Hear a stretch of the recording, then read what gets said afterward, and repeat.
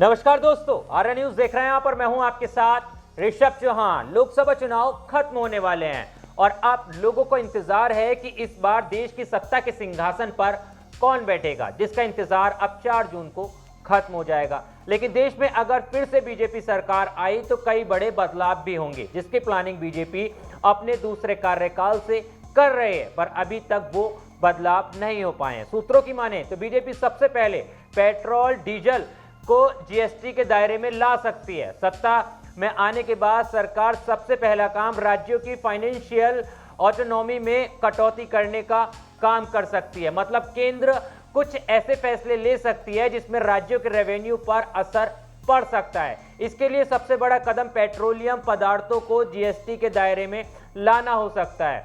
इसकी मांग लंबे समय से की जा रही है। इस बार सरकार के 100 दिन के एजेंडे में इसे भी शामिल माना जा रहा है। राज्यों के पास फिलहाल राजस्व का सबसे प्रमुख स्रोत है पेट्रोलियम पदार्थ।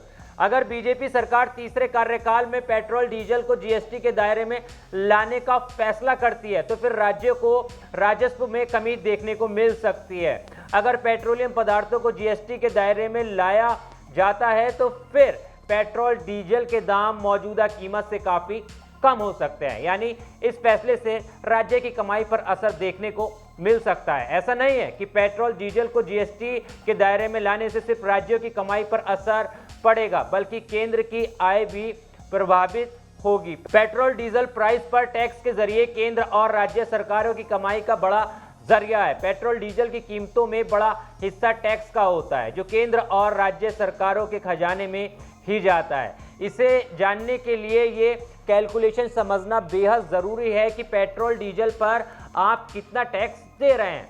अब आपको ये भी बता देते हैं कि 1 लीटर पेट्रोल पर केंद्र और राज्य सरकार आपसे कितना टैक्स वसूली करती हैं। उदाहरण के तौर पर देखें तो 23 मई साल 2023 दिल्ली में 1 लीटर पेट्रोल भरवाने के लिए 94.72 रुपये खर्च करने पड़ रहे थे।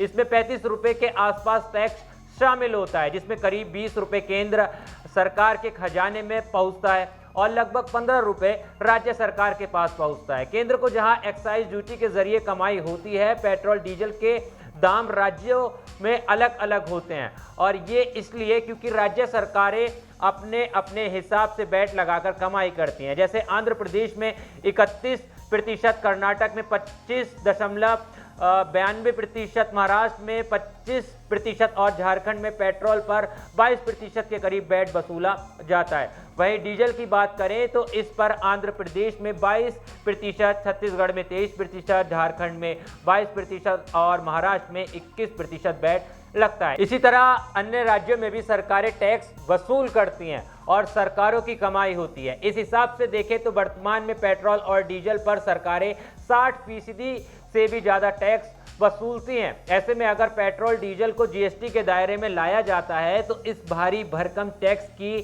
छुट्टी हो जाएगी और जीएसटी के हिसाब से टैक्स लगाया जाएगा और सरकार अधिकतम 28% की दर से टैक्स लगा पाएगी। यानी टैक्स घटेगा और पेट्रोल डीजल के दाम एकदम से काफी कम हो जाएंगे। वहीं दूसरी ओर पूरी बाजी केंद्र सरकार के हाथ में होगी। देश भर में शुक्रवार 2024 मई को पेट्रोल डीजल के नए दाम जारी कर दिए गए हैं। राजधानी दिल्ली में आज पेट्रोल के दाम 94.72 रुपये तो वहीं डीजल के दाम 87.62 रुपये प्रति लीटर है। मुंबई में पेट्रोल की कीमत 104.12 रुपये और डीजल की कीमत 92.15 रुपये प्रति लीटर है। कोलकाता में पेट्रोल की कीमत 103.94 रुपये और डीजल की कीमत 90.76 रुपये प्रति लीटर है। चेन्नई में पेट्रोल की कीमत 100.75 रुपये तो वहीं डीजल की कीमत 92.34 रुपये प्रति लीटर है, जिसे देखकर लग रहा है कि अगर पेट्रोल डीजल के बढ़ते रेटों पर सरकार ने जल्द एक्शन नहीं लिया तो आने वाले समय में